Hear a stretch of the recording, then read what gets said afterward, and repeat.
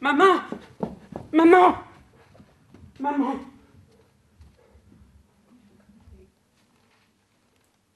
Maman.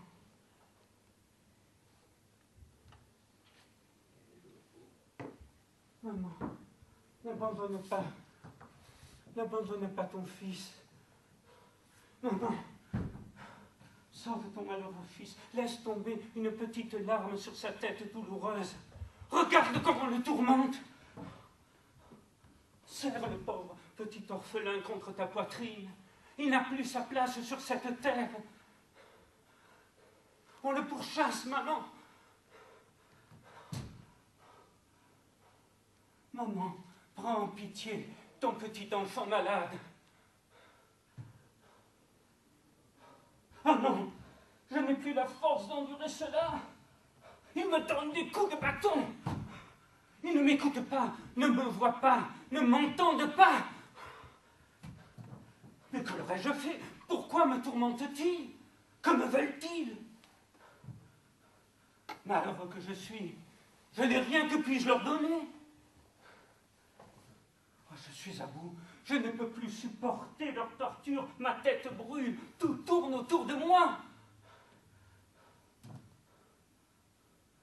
Sauvez-moi, emmenez-moi, donnez-moi une troïka de coursiers, sauvages comme une bourrasque. Monte en selle, postillon, tinte ma clochette.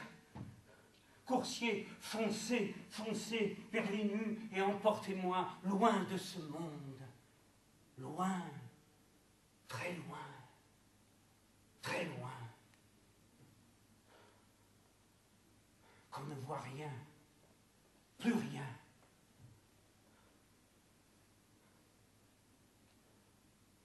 Là-bas, le ciel tournoie devant mes yeux.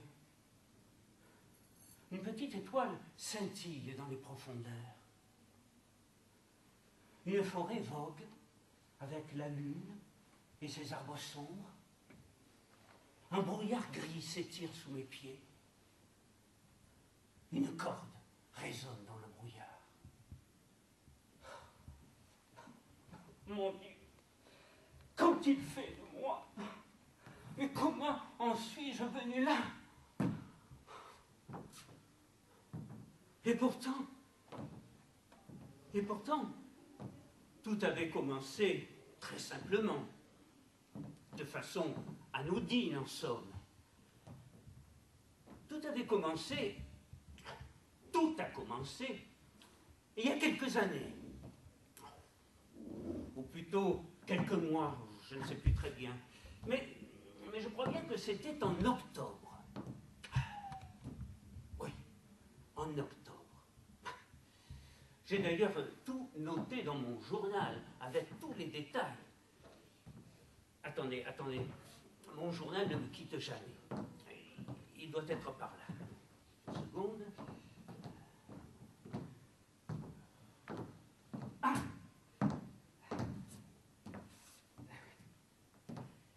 Journal d'Obsens Ivanov Opritchine. C'est moi.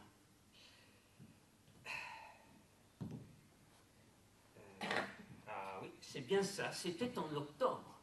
Le 3 octobre précisément. Le 3 octobre, il m'est arrivé une aventure étrange. Je me suis levé à 7 heures, et quand Mavra m'a apporté mes bottes cirées, je lui ai demandé l'heure. Quand elle m'a dit qu'il était 10 heures bien sonnées, je me suis dépêché de m'habiller.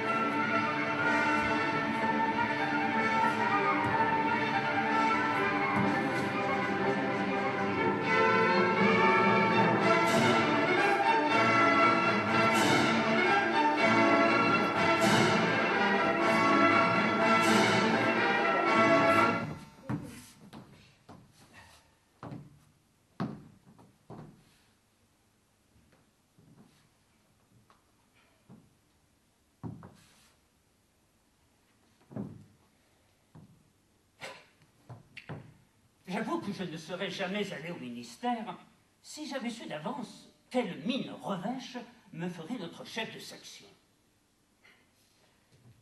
Voilà déjà un bout de temps qu'il me dit « Comment se fait-il que tu aies toujours un pareil brouillamini dans la cervelle, mon frère? Certains jours, tu te démènes comme un possédé. Tu fais un tel gâchis que le diable lui-même n'y retrouverait pas les siens. Tu écris un titre en petites lettres. Tu n'indiques ni la date, ni le numéro. Oh, le vilain oiseau! Oh, il est sûrement jaloux de moi.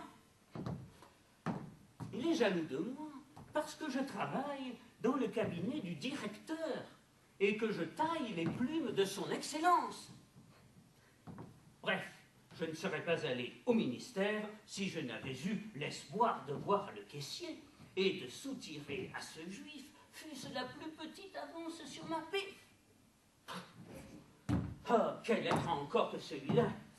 Le jugement dernier sera là avant qu'il vous fasse jamais une avance sur votre mois.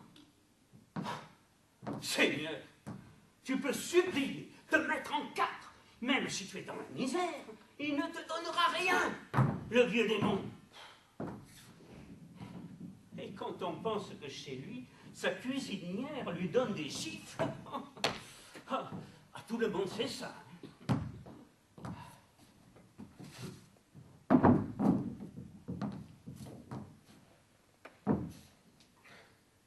Non, je ne vois pas l'intérêt qu'il y a à travailler dans un ministère. Cela ne rapporte absolument rien. À la régence de la province, à la chambre civile ou à la chambre des finances, alors là c'est une autre paire de manches. On en voit là-bas qui sont blottis dans des coins à griffonner, ils portent des vestons malpropres, ils ont une trogne telle qu'on a envie de cracher. Mais il faut voir les villas qu'ils habitent. Pas question de leur offrir des tasses de porcelaine dorée. Ils vous répondront, ça c'est un cadeau pour un docteur. Mais une paire de trotteurs, une calèche ou un manteau de castor, dans les 300 roubles. Cela, alors là oui, on peut y aller. Allez voir. Ils ont une mine paisible et ils s'expriment d'une manière si raffinée. Veuillez me permettre de tailler votre plume avec mon canif. Et ensuite, ils étrillent si bien le sollicitaire qu'il ne lui reste plus que sa chemise. Il est vrai que chez nous, par contre, le service est distingué. Partout une propreté telle qu'on n'en verra jamais de semblable à la régence de la province. Des tables d'acajou. Et tous les chefs se disent vous. Ah oui, j'en conviens. Si ce n'était la distinction du service, il y a longtemps que j'aurais quitté le ministère. J'avais mis ma vieille capote et emporté mon parapluie car il pleuvait à verse. Personne dans les rues. Je n'ai rencontré que des femmes qui se protégeaient avec le pan de leur robe, des marchands russes sous leur parapluie et des cochers. Comme noble, il y avait juste un fonctionnaire, comme moi, qui traînait. Je l'ai aperçu au carrefour. Dès que je l'ai vu, je me suis dit, « Hé hé, mon cher, tu ne te rends pas au ministère. Tu presses le pas derrière celle qui court là-bas et tu regardes ses jambes. » Quels fripons nous sommes, nous autres fonctionnaires. Ma parole, nous rendrions des points à n'importe quel officier. Qu'une dame en chapeau montre seulement le bout de son nez et nous passons infailliblement à l'attaque. Tandis que je réfléchissais ainsi, j'aperçus une calèche qui s'arrêtait là devant le magasin, dont je longeais la devanture. Je l'ai reconnue sur le champ. C'était la calèche de notre directeur. Mais il n'a que faire dans ce magasin, me suis-je dit. C'est sans doute sa fille. Je me suis effacé contre la muraille, le valet a ouvert la portière, et elle s'est envolée de la voiture comme un oiseau. Elle a jeté un coup d'œil à droite, puis à gauche. J'ai distingué dans un éclair ses yeux, ses sourcils. Seigneur mon Dieu, j'ai été perdu, perdu. Ah, quelle idée de sortir par une pluie pareille. Fallait soutenir maintenant que les femmes n'ont pas la passion de tous ces chiffons. Elle ne m'a pas reconnu, et d'ailleurs, je m'efforçais de me dissimuler du mieux que je pouvais, car ma capote était très sale, et qui plus est d'une coupe démodée. Aujourd'hui, on porte des manteaux à grand col, tandis que j'en avais deux petits, l'un sur l'autre, et puis c'était du drap mal décati. Sa petite chienne, qui n'avait pas réussi à franchir le seuil du magasin, était restée dans la rue. Je connais cette petite chienne. Elle s'appelle Menji. Il ne s'était pas écoulé une minute que j'ai entendu soudain une voix fluette. « Bonjour, Menji. » En voilà bien une autre. Qui disait cela? J'ai regardé autour de moi et j'ai vu deux dames qui passaient sous un parapluie. L'une vieille, l'autre beaucoup plus jeune. Mais elle m'avait déjà dépassé et à côté de moi, la voix retentit de nouveau. « Tu n'as pas honte, Menji ?» Quelle diablerie! Je vois Menji flairer le chien qui suivait ces dames. Et me suis-je dit, mais est-ce que je ne serais pas sourd? Pourtant cela m'arrive rarement. Non, fidèle, tu te trompes. J'ai vu de mes yeux Menji prononcer ces mots. J'ai été très malade. Voyez-nous un peu ce chien. J'avoue que j'étais stupéfait en l'entendre parler comme les hommes. Mais plus tard, après avoir réfléchi à tout cela, j'ai cessé de m'étonner.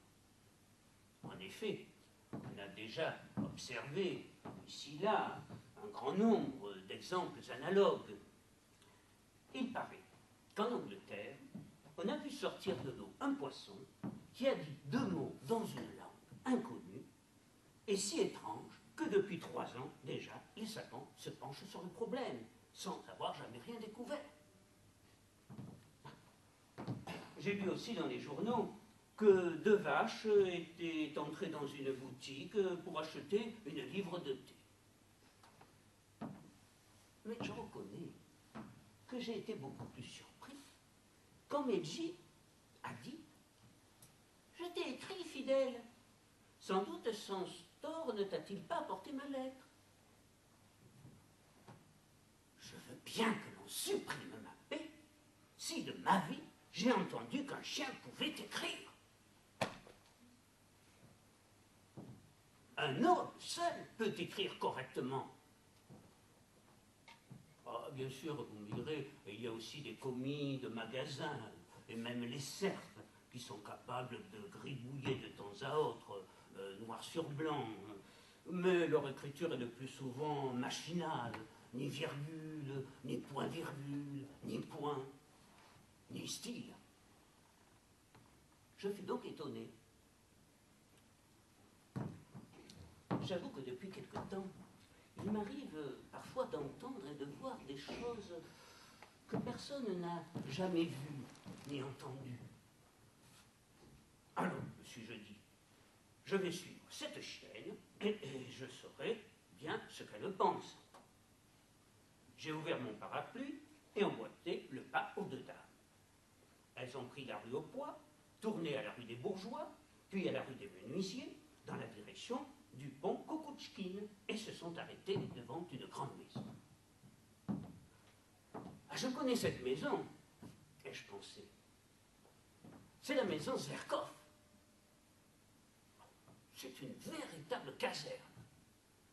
Il y vit toute espèce de gens, des cuisiniers, des voyageurs. Et les fonctionnaires de mon espèce, ils sont entassés les uns contre les autres comme des chiens. J'ai aussi un ami qui joue de la trompette. Les dames sont donc montées au 4e étage. C'est bon, me suis-je dit, pour aujourd'hui, j'en reste là, mais je retiens l'endroit et je ne manquerai pas d'en profiter à l'occasion.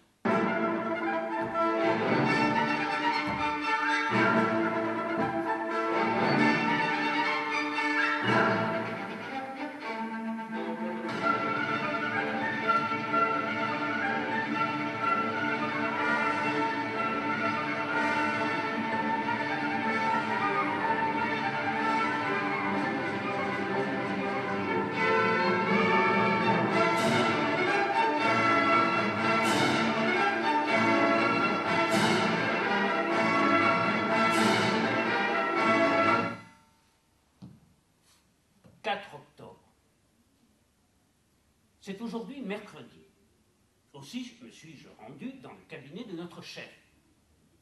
J'ai fait exprès d'arriver en avance.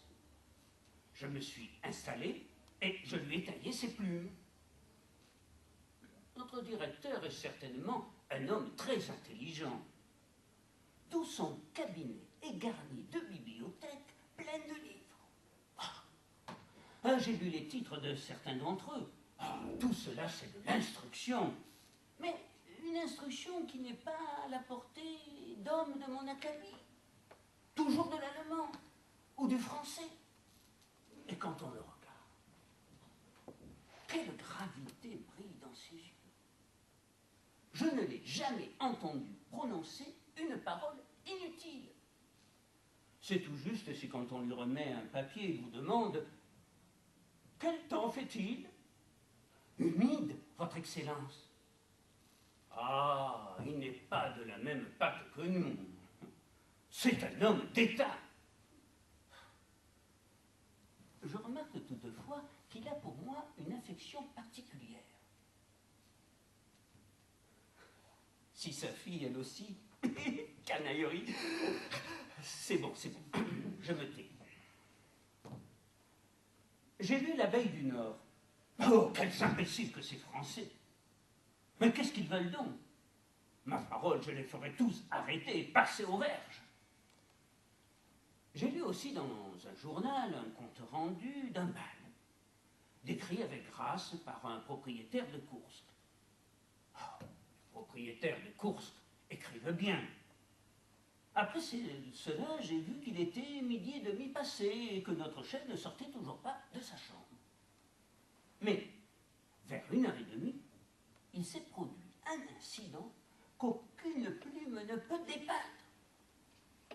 La porte s'est ouverte. J'ai cru que c'était le directeur et je me suis levé aussitôt, mes papiers à la main. Or, c'était elle.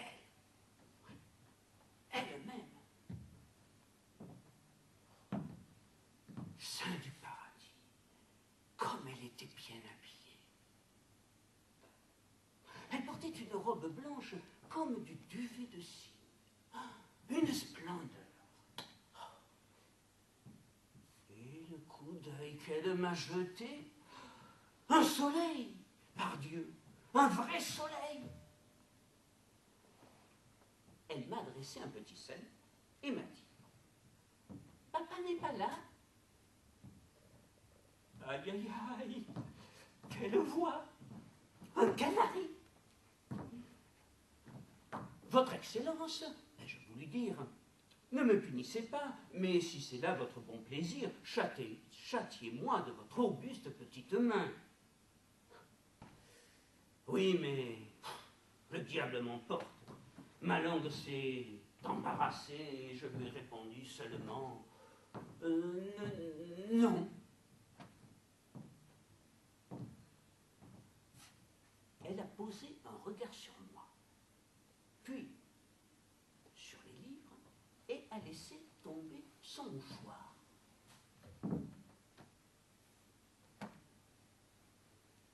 je me suis précipité et glissé sur ce maudit parquet, et peu s'en est fallu que je me décolle le nez. Mais je me suis rattrapé et j'ai ramassé son mouchoir.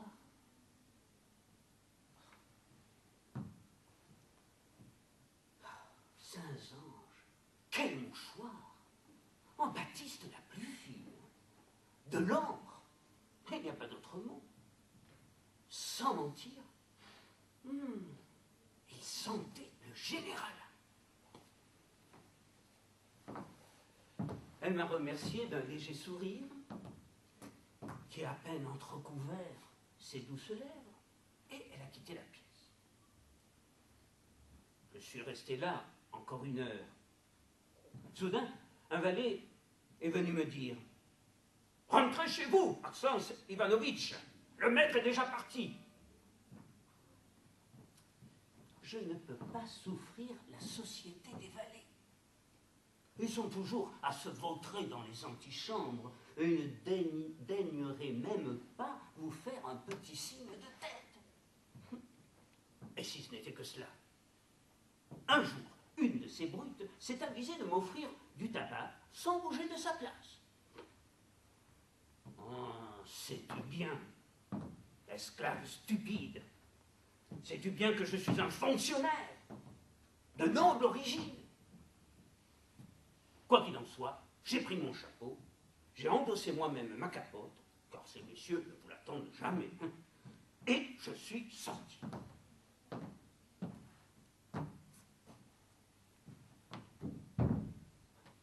Chez moi, je suis resté accroupi sur mon lit presque toute la journée. Et puis j'ai recopié de très jolis vers. 1 heure passée loin de mamie ne dure qu'1 année. Si je dois haïr ma vie, la mort m'est plus douce, ai-je clamé. C'est sans doute Pouchkine qui a écrit cela. Sur le soir, enveloppé dans ma capote, je suis allé jusqu'au perron de son Excellence et j'ai fait le guet un long moment. Si elle sortait pour monter en voiture, je pourrais la regarder encore une petite fois. Mais non. Elle ne s'est pas montrée.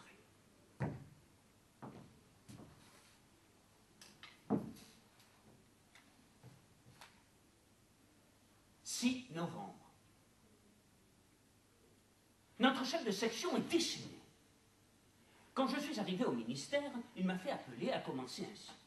Comment cela? Je ne fais rien, ai-je répondu. Alors, réfléchis bien. Tu as passé la quarantaine, n'est-ce pas? Et il serait temps de rassembler tes esprits. Qu'est-ce que tu t'imagines?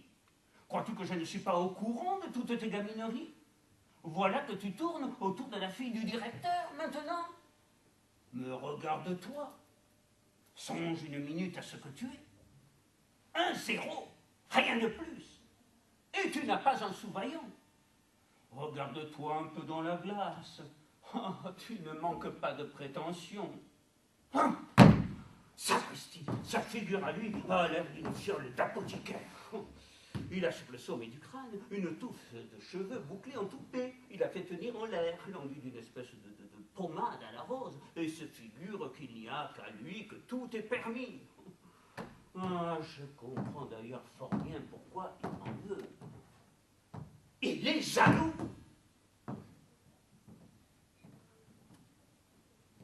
Il a peut-être surpris les marques de bienveillance toutes particulières qu'on m'a octroyées. Mais je crache sur lui. La belle affaire qu'un conseiller honnête. Il accroche une chaîne d'or à sa montre. Il se commande des bottes à 30 roubles. Et après, que le diable me patifole. Et moi, est-ce que mon père était roturier, tailleur ou sous-officier? Je suis noble. Je peux monter en grade, moi aussi. Pourquoi pas? Je n'ai que 42 ans. À notre époque, c'est l'âge où l'on commence à peine sa carrière. Attends, mon ami, attends. Nous aussi, nous deviendrons colonels. Et même peut-être quelque chose de mieux, si Dieu le permet. Nous nous ferons une réputation encore plus flatteuse que la tienne. Alors, tu t'es fourré dans la tête qu'il n'existait pas un seul homme convenable en dehors de toi. Qu'on me donne seulement un habit de chez Rouch, que je mette une cravate comme la tienne, et tu ne m'arriveras pas à la cheville. Je n'ai pas d'argent. C'est ça le malheur.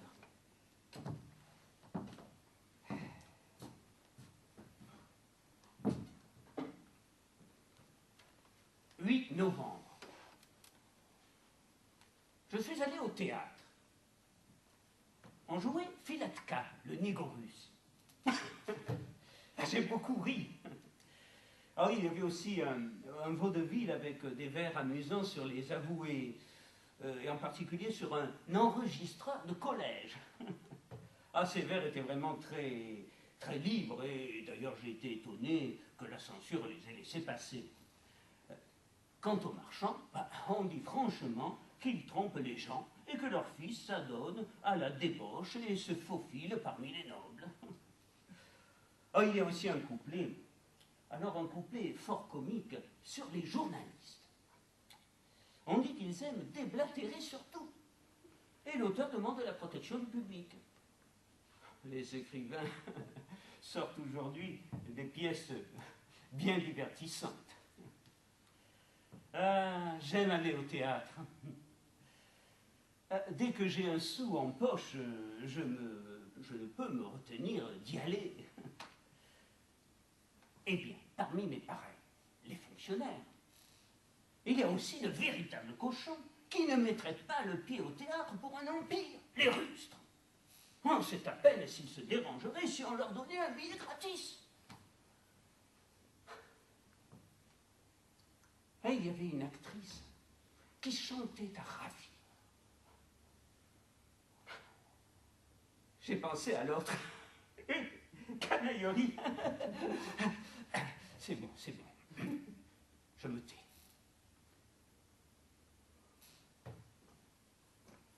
« 9 novembre. À 8 heures, je suis allé au ministère. Notre chef de section a fait mine de ne pas remarquer mon arrivée.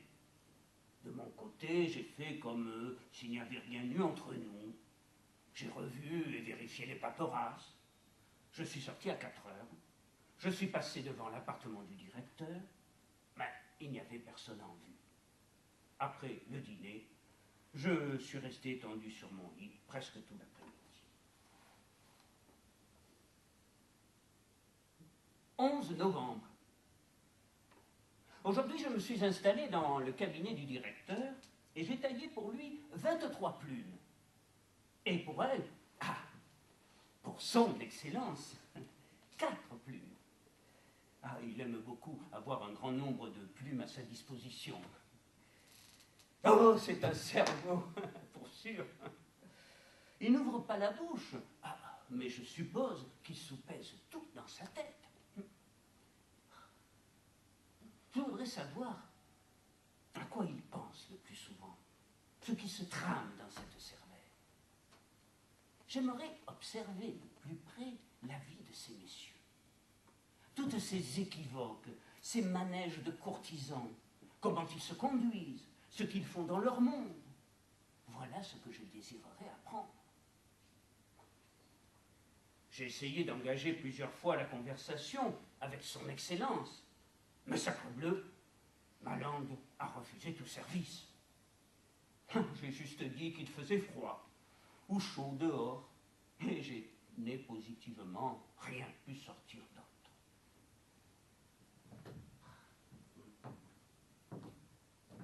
J'aimerais jeter un petit coup d'œil dans son salon, dont la porte est quelquefois ouverte, et dans la pièce qui est derrière.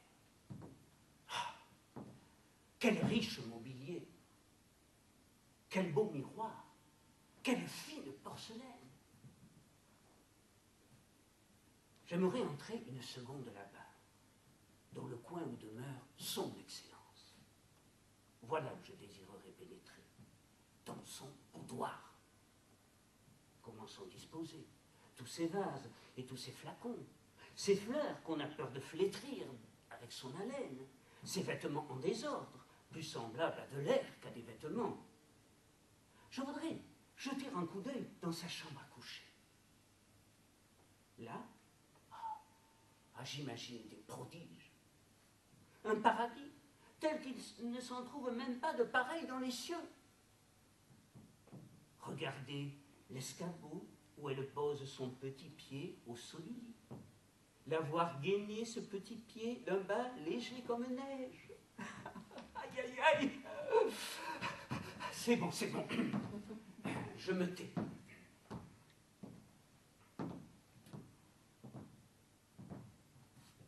Aujourd'hui, par ailleurs, j'ai eu comme une illumination. Je me suis rappelé cette conversation que j'ai surprise entre les deux chiens sur la perspective Nevsky. C'est bon, suis-je dit. Maintenant, je saurai tout. Il faut intercepter la correspondance qu'entretiennent ces sales cabots. Alors, j'apprendrai sûrement quelque chose. J'avoue qu'une fois même, j'ai appelé Medji et je lui ai dit « Medji, Medji, écoute Medji, nous sommes seuls, tu le vois. Si tu veux, je peux aussi fermer la porte, ainsi personne ne nous verra. Dis-moi tout ce que tu sais de ta maîtresse. Que fait-elle? Qui est-elle? Je te jure que je ne dirai rien à personne. » Mais ce rusé animal a serré sa queue entre ses jambes, s'est ramassé de plus belle et a gagné la porte comme s'il n'avait rien entendu. Il y a longtemps que je soupçonne que le chien est beaucoup plus intelligent que l'homme. Je suis même persuadé qu'il peut parler, mais qu'il y a en lui une espèce d'obstination. C'est un remarquable politique. Il observe tout, les moindres pas de l'homme. Ah oui, coûte que coûte, j'irai dès demain à la maison Zverkov. J'interrogerai Fidèle et, si j'en trouve le moyen, je saisirai toutes les lettres que lui a écrites Medji.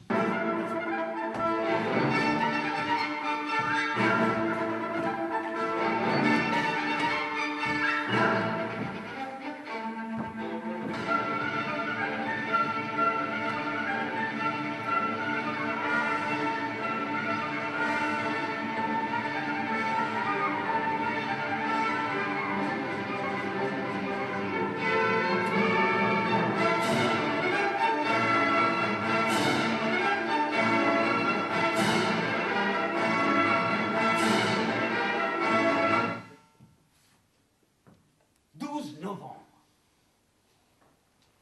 À 2h de l'après-midi, je suis sorti de chez moi dans l'intention bien arrêtée de trouver Fidèle et de l'interroger. Je ne peux pas supporter cette odeur de chou qui se dégage de toutes les petites boutiques de la rue des Bourgeois. De plus, il vous parvient de chaque porte cochère une telle puanteur que je me suis sauvé à toutes jambes en me bouchant la tête. Et puis, ces coquins d'artisans laissent échapper de leurs ateliers une si grande quantité de suie et de fumée qu'il est décidément impossible de se promener par ici.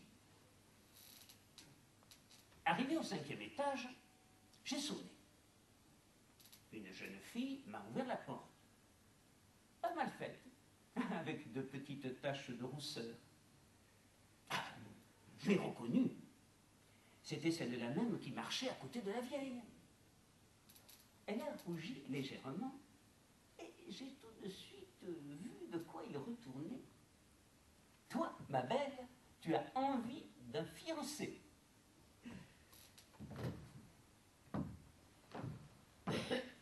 Vous désirez, m'a-t-elle dit. J'ai besoin de parler à votre chienne. Que cette fille était sotte. J'ai compris immédiatement qu'elle était sotte. À ce moment-là, la chienne a couru en aboyant. J'ai voulu l'attraper, mais cet ignoble animal a manqué refermer ses mâchoires sur mon nez. J'ai retourné la paille du panier, Et à mon extrême satisfaction, j'en ai retiré une mince liasse de petits papiers. Cette sale chienne, en voyant cela, m'a tout d'abord mordu au mollet. Puis, quand elle a senti que j'avais pris les lettres, elle s'est mise à glapir et à me faire des caresses. Non, ma chère, adieu, et je suis parti bien vite.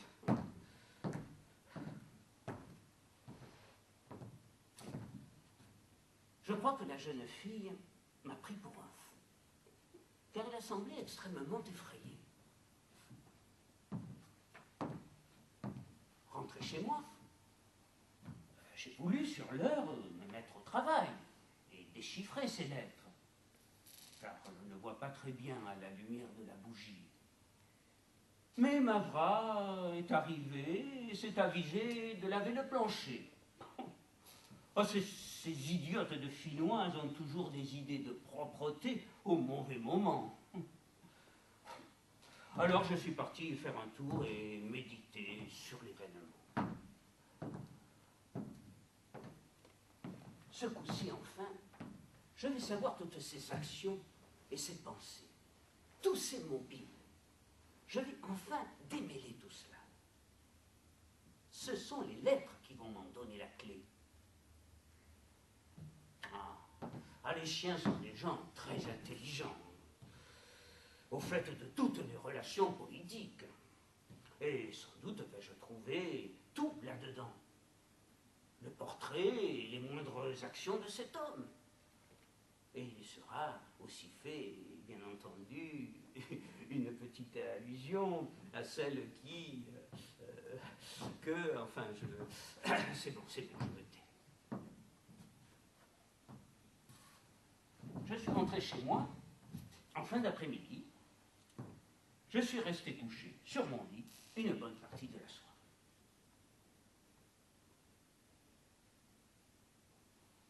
13 novembre. Eh bien, voyons. Cette lettre est calligraphiée assez lisiblement. Pourtant, il y a je ne sais quoi de canin dans le style et dans ses caractères. Lisons. Cher fidèle, je ne peux décidément pas m'habituer à ce nom bourgeois, comme s'il ne pouvait pas t'en donner un plus élégant. Fidèle, rose, comme c'est vulgaire. Mais laissons cela, je suis très contente que nous ayons décidé de nous écrire. Cette lettre est écrite très correctement. La ponctuation et les accents sont toujours à leur place. À parler franchement, notre chef de section lui-même n'écrit pas aussi bien, quoiqu'il nous rabatte les oreilles de l'université où il a fait ses études. Voyons la suite. Il me semble que partager ses pensées, ses sentiments et ses impressions avec autrui est un des plus grands bonheurs sur cette terre. Cette réflexion est puisée dans un ouvrage traduit de l'allemand. J'ai oublié le titre. Je dis cela par expérience, quoique je n'ai pas couru le monde au-delà de la porte cochère de notre maison. Ma vie ne s'écoule-t-elle pas dans le bien-être? Ma maîtresse, que papa appelle Sophie, m'aime à la folie. Aïe, aïe, aïe, aïe, aïe, c'est bon, je me... Papa, lui aussi, me caresse très souvent. Je bois du thé et du café avec de la crème. Ah, ma chère, je dois te dire que je ne trouve aucun agrément à ces énormes os rongés que dévore à la cuisine notre centaure. Il n'y a que les os de gibier qui sont savoureux, surtout quand personne n'en a encore sucé la moelle. J'aime beaucoup qu'on mélange plusieurs sauces, mais sans capre et sans herbes potagères. Je ne sais rien de pire que l'habitude de donner aux chiens des boulettes de pain. Quand monsieur, assis à table et dont les mains ont tripoté toutes sortes de saletés, se met à pétrir de la mie de pain avec ses mêmes mains, vous appelle et vous fourre sa boulette dans la gueule. Et c'est impoli de refuser. Alors on la mange, avec dégoût, mais on la mange tout de même. Mais diable, c'est ce que cela veut dire. Quelle absurdité! Comme s'il n'y avait pas de sujet plus intéressant à traiter. Enfin, voyons la page suivante. Peut-être y trouverons-nous quelque chose de plus sensé. Je me ferai un plaisir de te tenir au courant de tous les événements qui se produisent chez nous. Je t'ai déjà donné quelques détails sur le personnage principal que Sophie appelle Papa. C'est un homme très étrange. Ah, enfin, oui, je sais, vous allez me le dire, ils ont des vues politiques sur tous les sujets. Je sais. Voyons ce qui concerne Papa. Un homme très étrange. Il se tait le plus souvent. Il ouvre rarement la bouche. Mais il y a 8 jours, il n'arrêtait pas de répéter tout seul. Est-ce qu'on me le donnera, oui ou non? Et il prenait une feuille de papier à la main, en pliait une autre, vide, et disait, est-ce qu'on me le donnera, oui ou non? Un jour même, il s'est tourné vers moi et m'a demandé, que penses-tu, Medji? Est-ce que l'on me le donnera, oui ou non?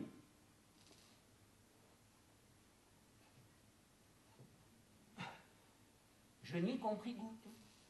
J'ai reniflé ses bottes et je me suis ébloui. Et puis, ma chère, une semaine plus tard, Papa est rentré tout joyeux. Toute la matinée, des messieurs en uniforme sont venus le féliciter. À table, il était plus gai que jamais et ne tarissait pas d'anecdotes. Après le dîner, il m'a soulevé jusqu'à son cou et m'a dit « Regarde, Medji, qu'est-ce que c'est que cela ?»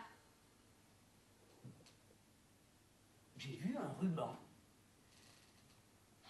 Je l'ai reniflé, mais je ne lui ai trouvé aucun arôme. Enfin, je lui ai donné un coup de langue, sans me faire voir. C'était un peu salé. Ah, il me semble que cette chienne est par trop... Oh, elle mérite le fouet. Ainsi, notre homme est un ambitieux. Il faut en prendre bonne note. Adieu, ma chère, je me sauve, etc., etc. Je terminerai cette lettre demain. Bonjour, nous voici de nouveau réunis. Aujourd'hui, ma maîtresse Sophie... voyons ce que fait Sophie. Canaillerie. C'est bon, je me tais. Poursuivons. Ma maîtresse Sophie était dans tous ses états. Elle se préparait à partir au bal et je me suis réjoui de pouvoir t'écrire en son absence. Ah, ma Sophie est toujours ravie d'aller au bal, quoiqu'elle se mette très en colère en faisant sa toilette. Je ne comprends nullement, ma chère, le plaisir d'aller au bal.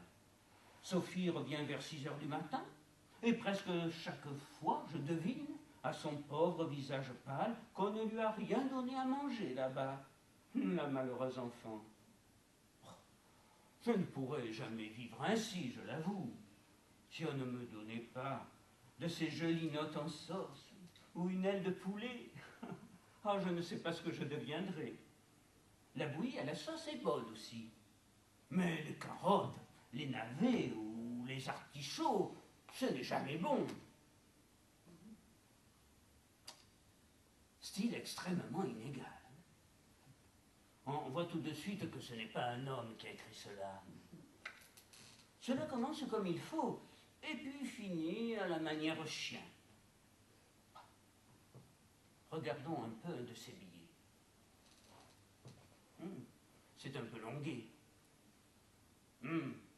La date n'est même pas indiquée. Ah, ma chère, comme l'approche du printemps se fait sentir. Mon cœur bat à tout rompre, comme s'il attendait quelque chose. Mes oreilles bourdonnent sans cesse. Parfois, je reste plusieurs minutes de suite, une patte en l'air, à écouter aux portes. Je ne te cacherai pas que j'ai beaucoup de galants. Souvent, je les observe assis derrière ma fenêtre. Ah, si tu savais quel monstre on voit parmi eux. Il y a un matin, taillé à la hache, effroyablement bête. Sa bêtise est écrite sur son visage. Il se promène dans la rue, et avec des airs supérieurs, et il s'imagine qu'il est un personnage considérable. Et il croit qu'on n'a Dieu que pour lui. Ma parole, il n'en est rien. Je ne fais pas plus attention à lui que si je ne le voyais pas. Et cet horrible dogue qui stationne devant ma fenêtre. S'il se dressait sur ses pattes de derrière, ce qu'il est certainement incapable de faire, le rustre, il dépasserait de toute sa tête le papa de ma Sophie, qui est déjà d'une taille et d'une corpulence fort respectable. Ah, ce malotru est visiblement d'une impudence sans pareille. J'ai grogné une ou deux fois auprès de lui, mais c'est le cadet de ses soucis. Il ne sourcille même pas. Il fixe ma croisée, mes oreilles basses, ma langue pendante. Un vrai paysan. Ah, mais tu penses bien, ma chère, que mon cœur ne reste pas indifférent à toutes les sollicitations. Loin de là. Si tu voyais ce cavalier qui escalade la clôture de la maison voisine et qui a pour nom Trésor. Ah, ma chère, quelle jolie frimousse que la sienne. Quoi? Oh diable! Quelle abomination! Et comment peut-on remplir une lettre de semblable ineptie? Comme amène un homme, je veux voir un homme, Je réclame une nourriture dont mon âme se repaisse et se délecte. tandis que ces niaiseries. Tournons la page, ce sera peut-être mieux. Sophie cousait, assise près d'un guéridon. Je regardais par la fenêtre car j'aime surveiller les passants. Tout à coup, le valet est entré et a annoncé « Tcheplov !»« Introduis-le » s'est écriée Sophie, et elle s'est jetée vers moi pour m'embrasser. « Ah, Medji, Medji, si tu savais qui c'est. Il est brun, gentilhomme de la chambre, et il a des yeux noirs et étincelants comme la braise. » Et Sophie s'est sauvée dans ses appartements. Une minute plus tard est entré un jeune gentilhomme de la chambre avec des favoris noirs. Il s'est approché de la glace, a rectifié sa coiffure et il a fait un tour de la pièce. J'ai poussé un petit grognement et me suis tapi dans mon coin. Sophie est arrivée peu de temps après et a répondu joyeusement à sa révérence. Moi, je continuais tranquillement à regarder par la fenêtre comme si de rien n'était. Mais j'ai penché légèrement la tête et je me suis efforcé de comprendre de quoi il s'entretenait. Ah, ma chère, quelle sottise il disait. Il racontait qu'une dame, au milieu d'une danse, avait exécuté telle figure au lieu de telle autre. Ou qu'un certain Bobov, qui ressemblait à s'y méprendre à une cigogne avec son jabot, avait failli tomber. Qu'une dame Lydina s'imaginait avoir les yeux bleus alors qu'elle les avait verts. Et tout à l'avenant. Il ferait beau voir comparer ce gentilhomme à Trésor. Me suis-je dit en moi-même. Ciel, quelle différence! Premièrement, ce monsieur a un visage large et absolument plat, avec des favoris autour, comme s'il l'avait enveloppé d'un fichu noir.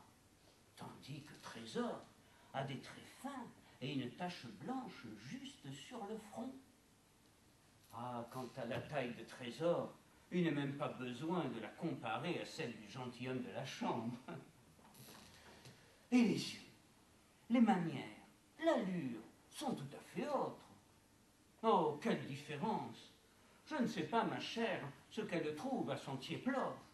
Pourquoi en est-elle tellement entichée?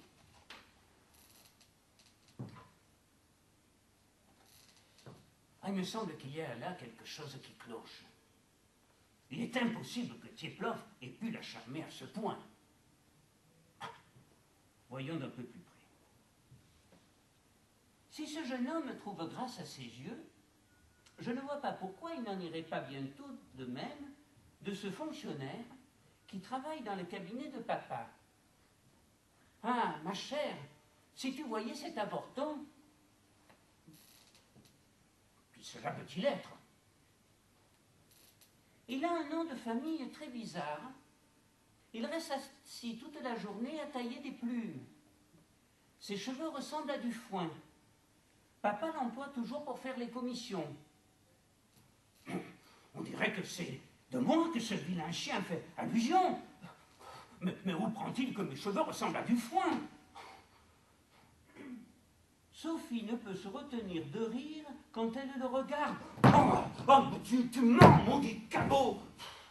L'abominable langage! Comme si je ne savais pas que c'est l'ouvrage de la jalousie! Comme si je ne savais pas de qui cela est le fait. Ce sont les menées de mon chef de section. Oh, cet homme m'a juré une haine implacable et il s'acharne à me faire tort à chaque pas. Lisons encore l'une de ses lettres. Peut-être tout cela va-t-il s'éclairer de soi-même. Ma chère fidèle, tu m'excuseras d'être restée si longtemps sans t'écrire. J'ai vécu dans une parfaite ivresse. C'est avec raison qu'un écrivain a dit que l'amour était une seconde vie. Et puis, il y a maintenant de grands changements chez nous. Le gentilhomme de la chambre vient nous voir tout.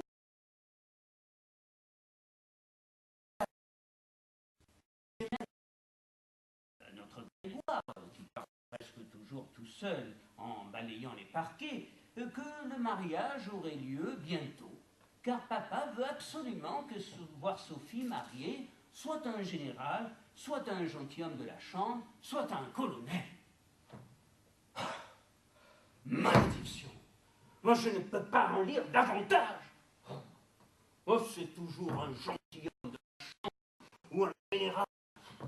Tout ce qu'il y a de meilleur toujours aux gentilshommes de la chambre ou aux généraux.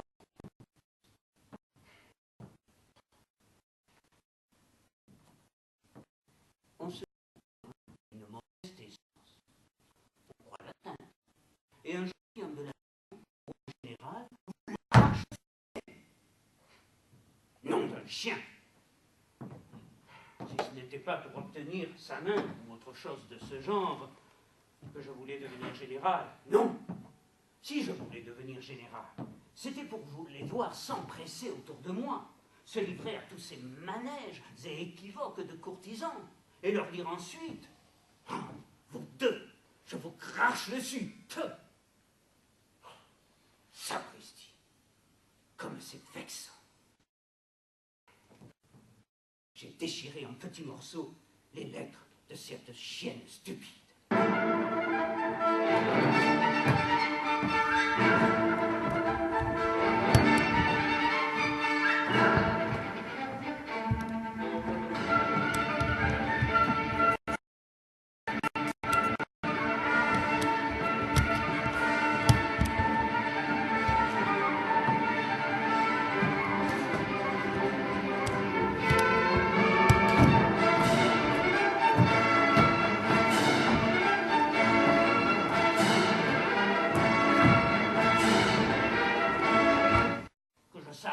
Mais tout pareil au mien. On est de n'importe qui. Il lui sert à priser, et non à manger, à éternuer, et non à tousser.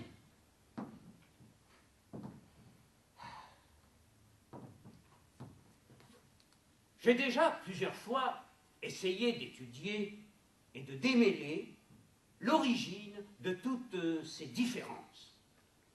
Pourquoi suis-je conseiller titulaire? Et à quel propos? Peut-être que je suis comte ou général et que j'ai seulement l'air comme ça d'être conseiller titulaire.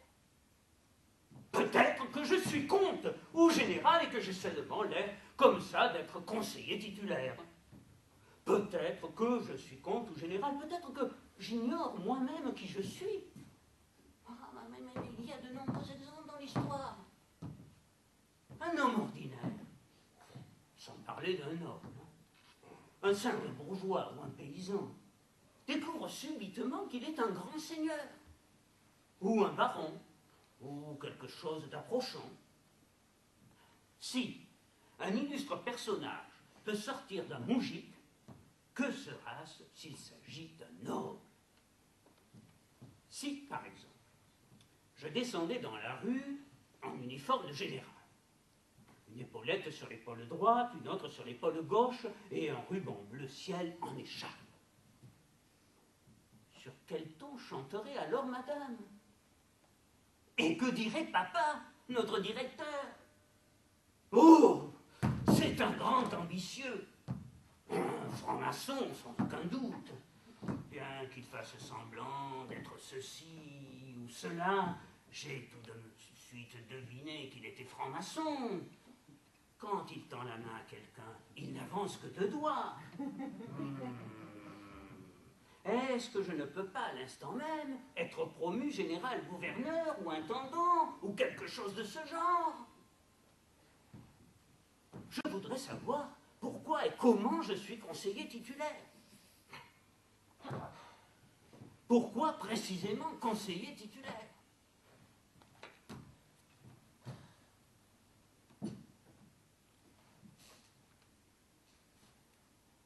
5 décembre. Aujourd'hui, j'ai lu les journaux toute la matinée. Il se passe de drôles de choses en Espagne. Je ne comprends même pas très bien. On dit que le trône est vacant, que les dignitaires sont embarrassés pour choisir un héritier et que cela provoque des émeutes. Cela me paraît tout à fait étrange. Comment le trône peut-il être vacant? On dit qu'une certaine donna ne peut pas monter sur le trône, en aucune façon. Sur le trône, il faut un roi. Mais ils disent qu'il n'y a pas de roi. Il est impossible qu'il n'y ait pas de roi. Un État ne peut exister sans roi. Ah, il y en a un, mais on ignore où il se trouve. Il est même peut-être par là. Mais des raisons de famille ou des craintes du côté des puissances voisines, à savoir la France et les autres pays, l'obligent à se cacher. Ou peut-être y a-t-il là d'autres motifs.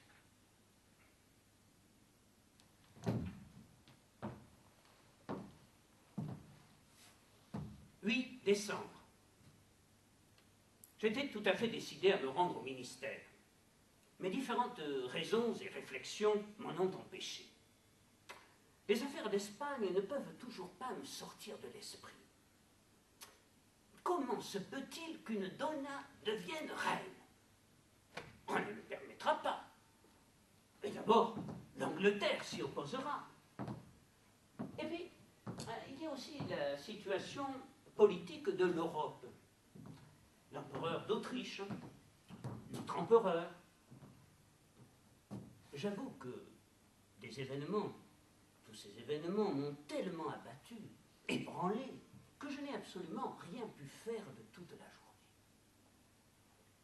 Marva m'a fait remarquer que j'étais très distrait à table. En effet, j'ai, en distraction sans doute, jeté 2 assiettes sur le plancher. Elles ont aussitôt volé en éclats. Après le dîner, je suis allé me promener aux montagnes russes. Je n'ai rien pu tirer d'instructif. Je suis demeuré dans mon lit le reste du temps à réfléchir aux affaires de l'Espagne.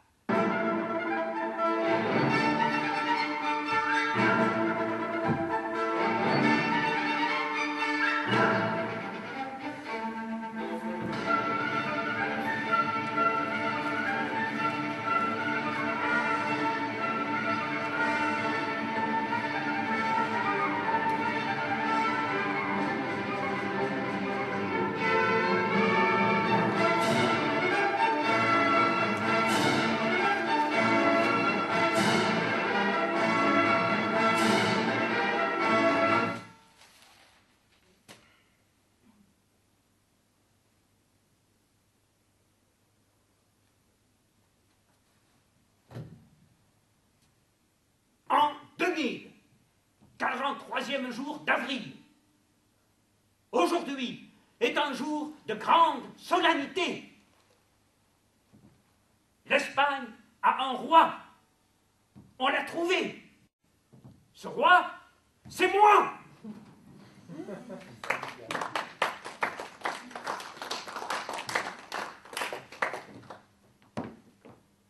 Ce n'est qu'aujourd'hui que je l'ai appris, oui, en effet. J'avoue que j'ai été brusquement comme inondé de lumière. Je ne comprends pas comment j'ai pu penser, enfin, m'imaginer, ne serait-ce qu'une seconde, m'imaginer que j'étais conseiller titulaire. Mais comment cette pensée extravagante a-t-elle pu pénétrer dans mon cerveau? On est encore heureux que personne n'ait songé alors à me faire enfermer dans une maison de santé. Ah là là. Ah, mais maintenant, tout m'est révélé. Maintenant, tout est clair.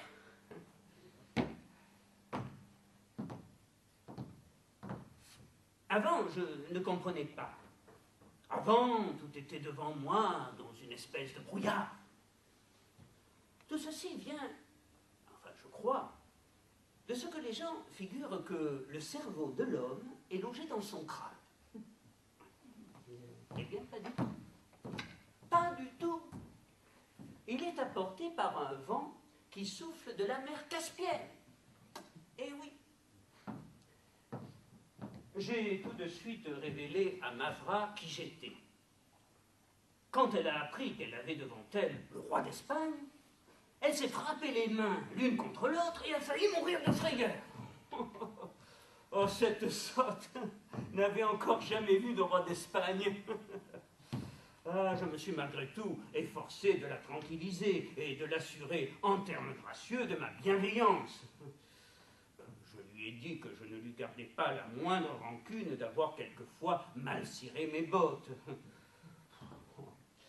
Oh, mais ces gens sont ignorants. On ne peut les entretenir de sujets élevés. Elle a pris peur.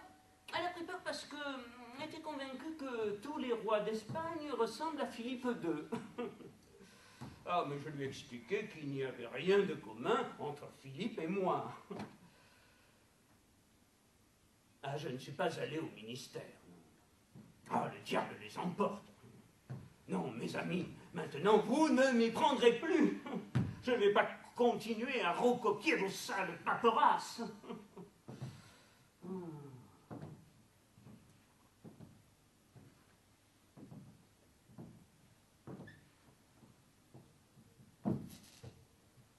« 86e jour de Marthrôme, entre le jour et la nuit.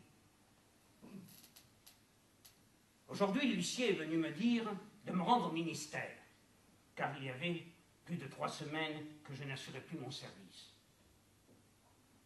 Je suis allé au ministère pour rire. Notre chef de section pensait que j'allais lui faire les révérences et lui adresser des excuses. Mais je l'ai regardé d'un air indifférent, ni trop courroucé, ni trop bienveillant. Et je me suis assis à ma table, comme si je ne remarquais rien. Je regardais toute cette vermine administrative, et je me suis dit, si vous saviez qui est assis parmi vous, que se passerait-il? Ah, Seigneur Dieu, à quel tollebout cela soulèverait!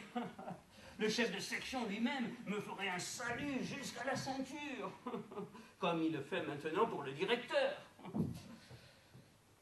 On a placé les papiers devant moi, afin que j'en fasse un résumé, mais je ne les ai même pas effleurés du bout des doigts.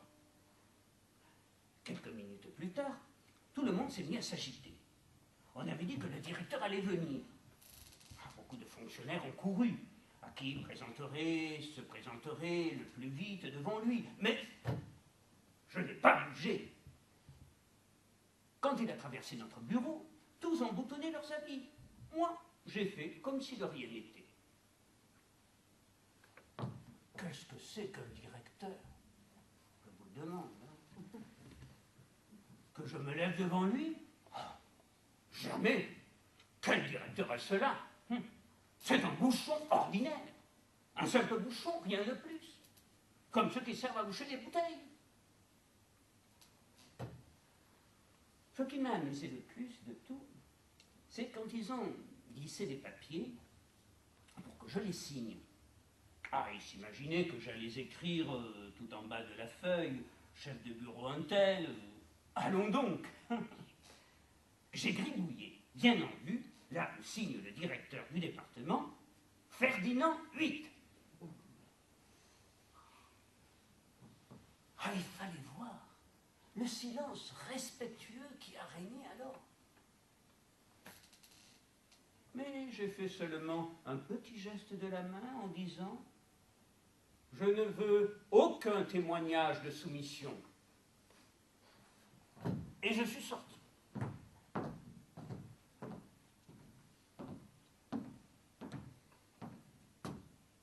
Du bureau, je me suis rendu tout droit à l'appartement du directeur. Il n'était pas chez lui. Le valet a voulu m'empêcher d'entrer, mais je lui ai dit 2 mots. Les bras lui en sont tombés. J'ai gagné directement le cabinet de toilette. Elle était assise devant son miroir. Elle s'est levée brusquement et a fait un pas en arrière. Mais je ne lui ai pas dit que j'étais le roi d'Espagne.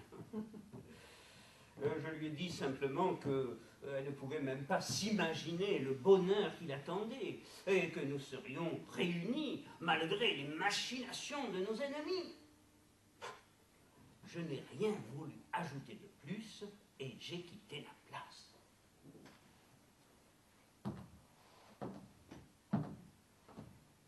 Oh, quelle créature rusée que la femme.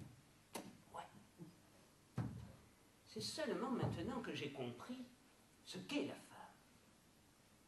Jusqu'à présent, personne ne savait de qui elle est amoureuse. Je suis le premier à l'avoir découvert. La femme est amoureuse du diable.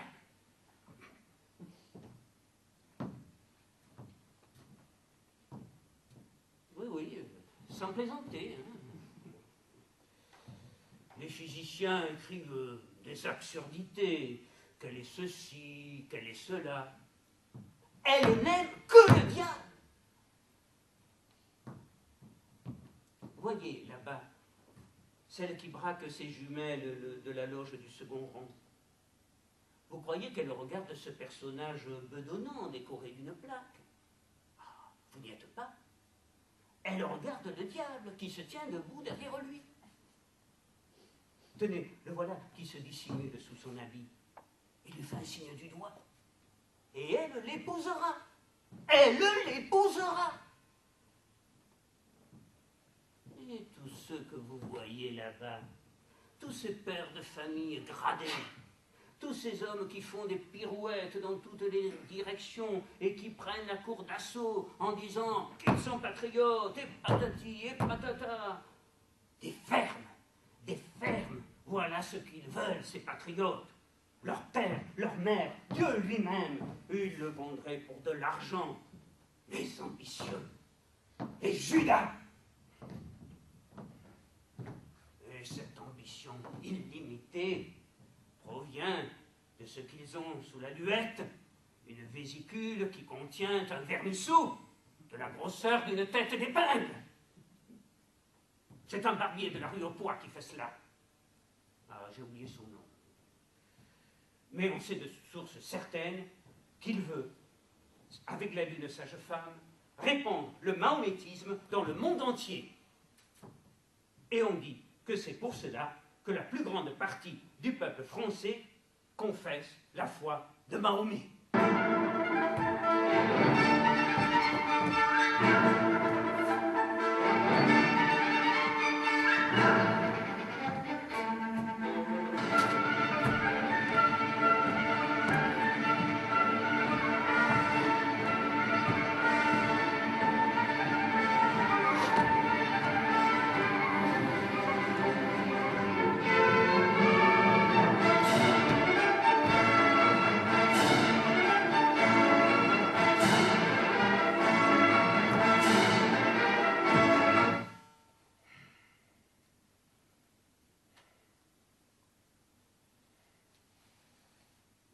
Pas de date. Ce jour était sans date.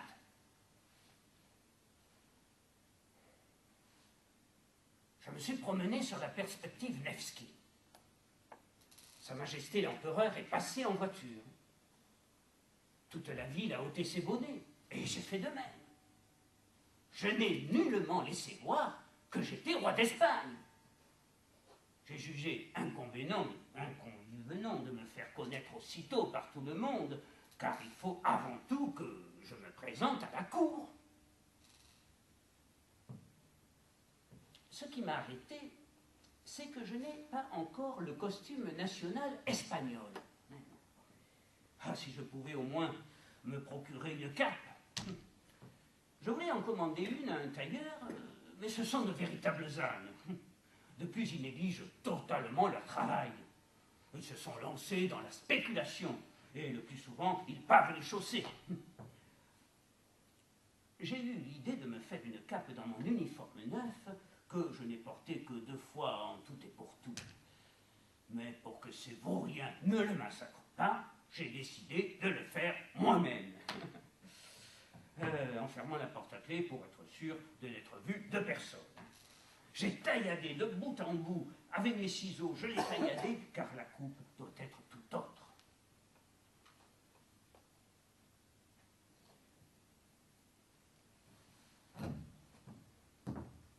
J'ai oublié la date. Il n'y a pas eu de mois non plus. C'était... le diable c'est quoi? Ma cape est achevée et cousue. Ma vraie a poussé un cri quand je l'ai mise. Pourtant, je ne me décide pas encore à me présenter à la cour.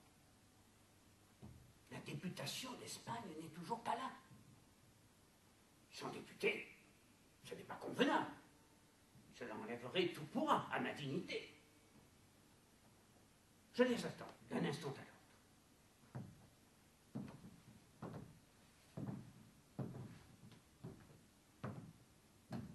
Le premier. Cette lenteur des députés m'étonne prodigieusement. Et quelles sont les raisons qui ont pu les retarder? La France, peut-être? Ah oui, c'est la nation la moins bien disposée. Je suis allé demander à la poste si les députés espagnols n'étaient pas arrivés. Mais le directeur, qui est parfaitement stupide, ne sait rien. Il m'a dit, non, il n'y a aucun député espagnol, mais si vous voulez écrire des lettres, nous les prendrons au cours fixé. Oh, qu'il aille se faire pendre!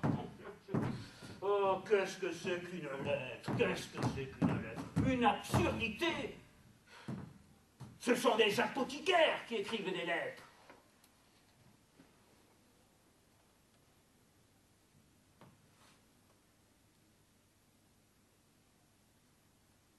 Madrid, 30 février. Et voilà, je suis en Espagne. Ah, cela s'est fait si rapidement que j'ai eu à peine le temps de m'y reconnaître. Un matin, les députés espagnols se sont présentés chez moi et je suis monté en voiture avec eux. Cette extraordinaire précipitation m'a paru étrange. Nous avons marché à un tel train que nous avons atteint la frontière d'Espagne une demi-heure plus tard. D'ailleurs, il est vrai que maintenant, il y a des chemins de fer dans toute l'Europe et que les bateaux à vapeur vont extrêmement vite. Curieux pays que l'Espagne. Quand nous sommes entrés dans la première pièce, j'ai aperçu une foule d'hommes, la tête rasée. Alors, mais j'ai deviné que cela devait être ou des grands ou des soldats, car ils se rasent la tête. Ce qui m'a paru extrêmement bizarre, c'est la conduite du chancelier d'Empire. Il m'a pris par le bras, m'a poussé dans une petite chambre et m'a dit « Reste là, et si tu racontes que tu es le roi Ferdinand, je te ferai passer cette envie. » Sachant que ce n'était qu'une épreuve, j'ai répondu négativement. Alors, le chancelier m'a donné 2 coups de bâton. Oh,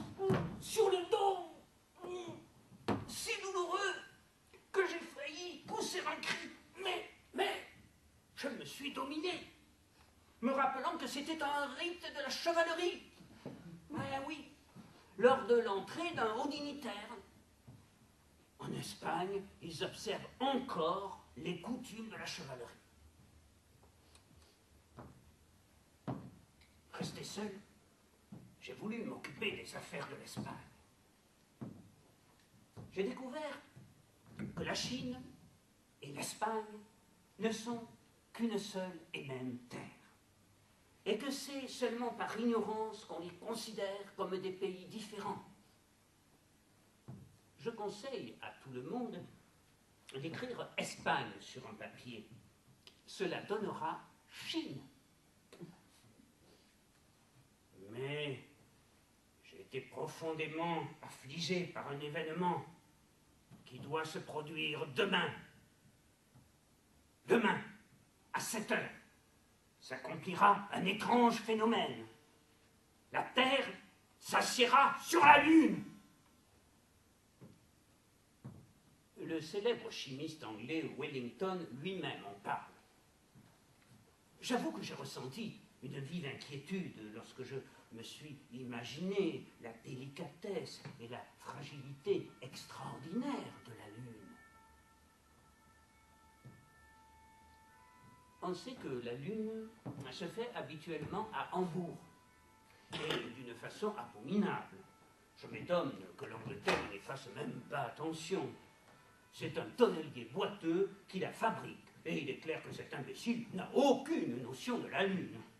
Il émet un câble goudronné et une mesure d'huile d'olive. Il se répand alors sur toute la terre une telle puanteur qu'il faut se boucher le nez.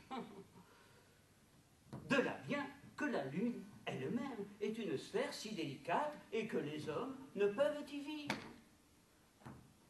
Pour l'instant, elle n'est habitée que par des nez. Et voilà pourquoi nous ne pouvons pas voir nos nez. Eh oui, ils se trouvent dans la Lune.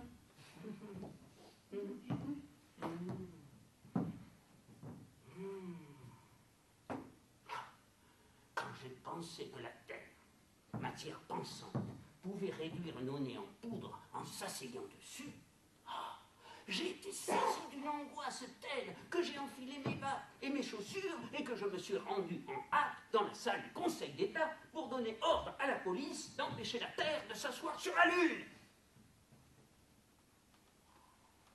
Les grands à tête rasée, que j'avais aperçus en nombre dans la salle du Conseil d'État, sont des gens très intelligents. Quand je leur ai dit « Messieurs, sauvons la Lune, car la Terre veut s'asseoir dessus », ils se sont tous précipités à l'instant pour exécuter ma volonté souveraine, et beaucoup ont grimpé au mur pour attraper la Lune. Mais à ce moment-là, est entré le grand chancelier. En les voyant, tous se sont enfuis. Comme je suis le roi, je suis resté seul. Mais le chancelier, à ma stupéfaction, m'a donné un coup de bâton et m'a reconduit de force dans ma chambre. Si grand est le pouvoir des coutumes populaires en Espagne.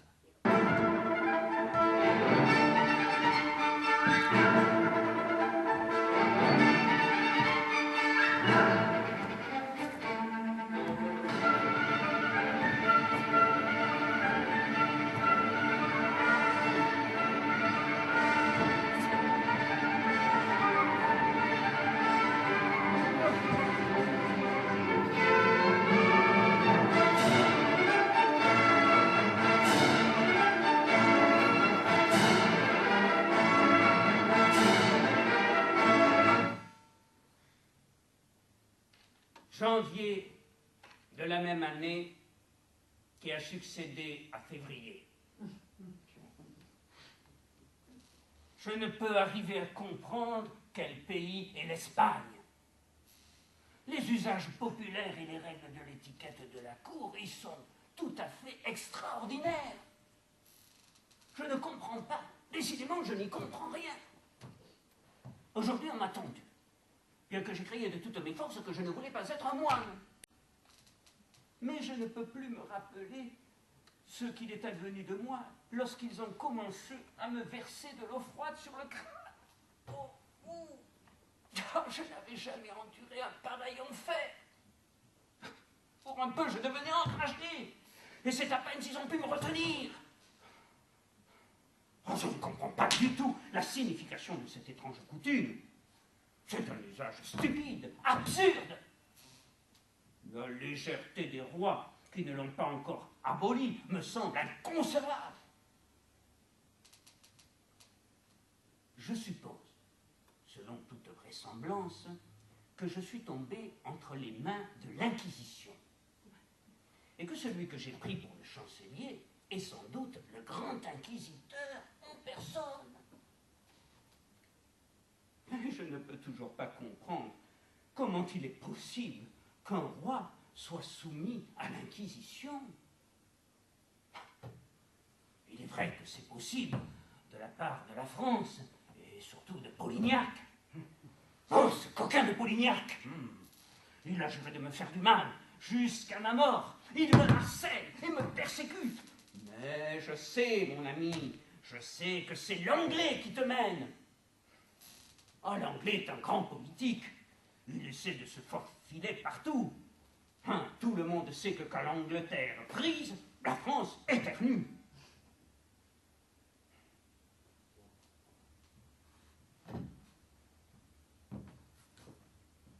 Le 25. Aujourd'hui, le grand inquisiteur est venu dans ma chambre. Mais je m'étais caché sous ma chaise en entendant son pas. Voyant que je n'étais pas là, il s'est mis à m'appeler. Tout d'abord, il a crié « Oprichtine !» Mais je n'ai pas pipé mot.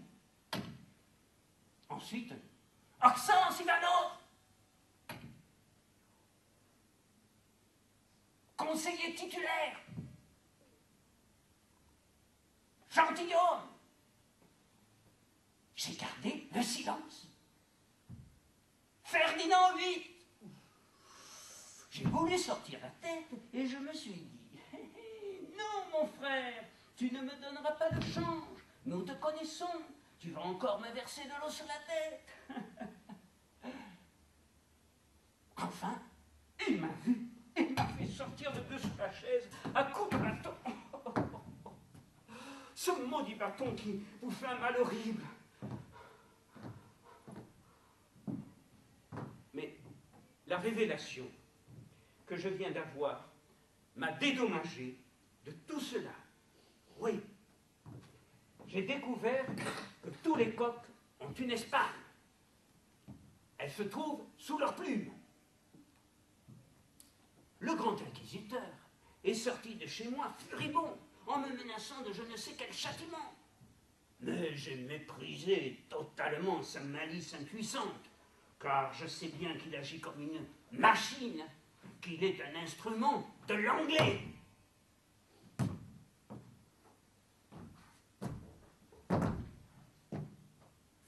Jour 34e de la nouvelle année de février 349.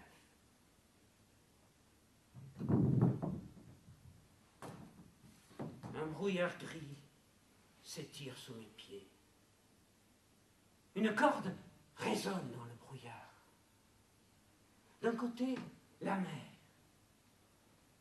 De l'autre, l'Italie. Tout là-bas, on distingue même les isbas russes. Est-ce ma maison, cette petite tache tout là-bas, dans le lointain? Est-ce ma mère qui est assise devant la fenêtre? Maman, maman, sauve ton malheureux fils. Laisse tomber une petite larme sur sa tête douloureuse. Regarde comment on le tourmente. Serre le pauvre petit orphelin contre ta poitrine. Il n'a pas sa place sur la terre. On le pourchasse. Maman, prends en pitié ton petit enfant malade.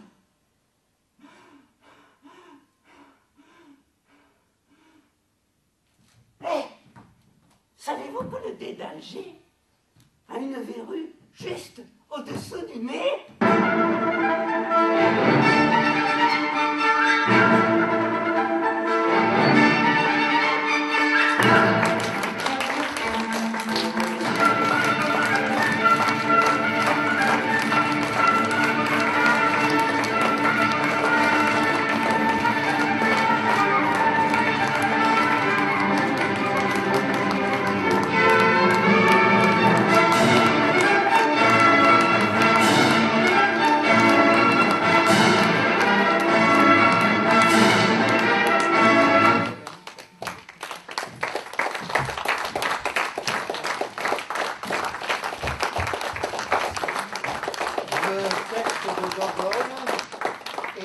Adapté et interprété par Claude Camus.